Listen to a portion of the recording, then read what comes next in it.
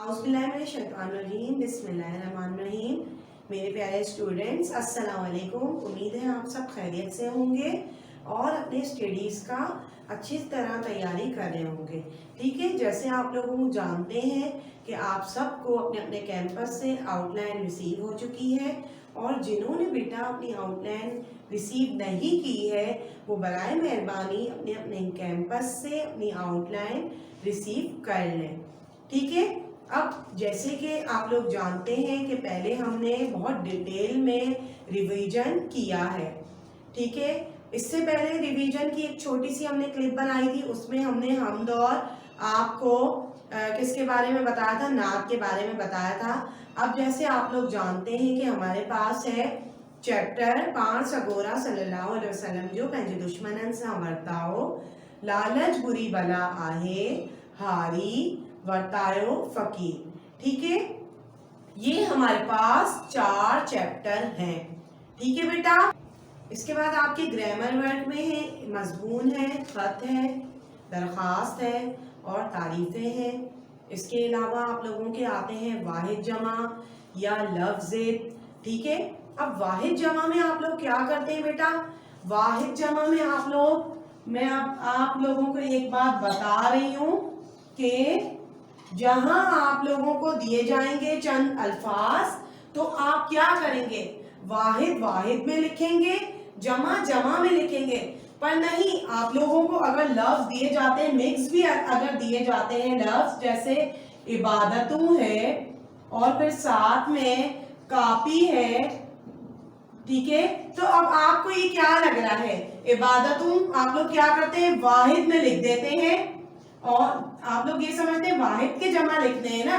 नहीं, ये नहीं समझते कि वाहिद और जमा दोनों को मिक्स भी आते हैं, अलग भी करते हैं। आप लोग इधर लिख देते हैं, तो ये हो जाता है आप लोगों का फिर गलत और हो जाते हैं मार्क्स डिडक्ट। सही है, ये आप लोगों ने नहीं करना। आप लोगों ने देखना है कि हमें क्या करना है, क्या चीज वाहिद में आएगी और क्या जमा में आएगी। अब अगर ये इबादतों दिया गया है तो ये है जमा है, इबादत की जमा है, यानी इबादतें, इबादतों, तो हमने ये लिख दिया जमा में। अब हम वाहिद में क्या लिखेंगे, वाहिद में हम लिखेंगे इबादत। ठीक है बेटा, अब हमने दूसरा अल्फाज क्या लिखा हुआ देखा, हमने लिखा है कापी, तो कापी वाहिद है या जमा, हमें पता है कि नहीं एक कॉपी के बारे में जिक्र है तो एक कापी है, तो हमने ये लिख दिया वाहिद में। ठीक है, अब इसकी जमा क्या लिखेंगे, कापियों। अब इसी तरह आप लोग जानते हैं कि मैंने आप लोगों को पहले भी बताया था, जेर जबर पेश वाले अल्फाज भी आते हैं। अब ये है किताब, किताब, तो ये है जमा का लफ्ज। अगर ये आएगा किताबों, किताब, किताब या किताबों, तो फिर ये वाहिद और जमा का इसमें फर्क आ जाता है। ठीक है, इन अल्फाज को भी आपने दुरुस्त करके अपने अलग अलग कॉलम में लिखना है, साथ नहीं मिलाना।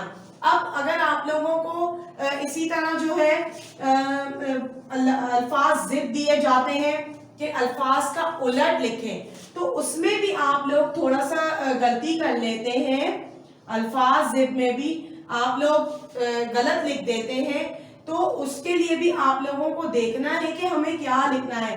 क्या लफ्ज हमें दिया गया है, बाहर है, तो हम बाहर का क्या लिखेंगे, अंदर लिखेंगे, या अंदर इधर भी आ सकता है, इधर भी आ सकता है। ठीक है, अंदर बाहर, बाहर अंदर, ये उलट ही है।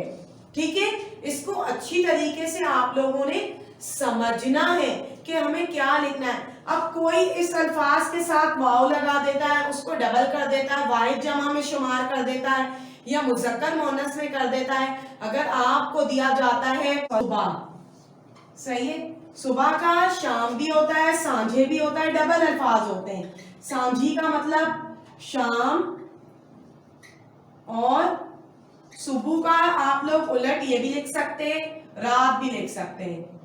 अगर यहाँ दिन है, दिन, तो एक अल्फाज से सिंधी में बहुत सारे निकलते हैं बेटा, आप लोगों को इस चीज का ख्याल रखना है। डी के साथ आ जाएगा रात, सुबह के साथ आ जाएगा शाम।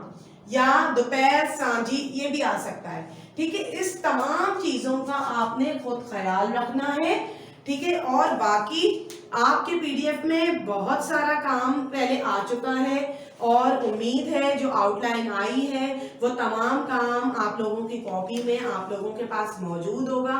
اس کو اچھے سے تیاری کرنی ہے اور بہت اچھے سے پیپر دینے ہیں، کیونکہ آپ لوگ جانتے ہیں کہ سندھی کا پیپر تو بہت چھوٹا اور ون ورڈ آنسر والا ہوتا ہے، کوئی مشکل اس میں درپیش نہیں آنی چاہیے. ٹھیک ہے بیٹا، اپنا بہت سارا خیال رکھیں گے.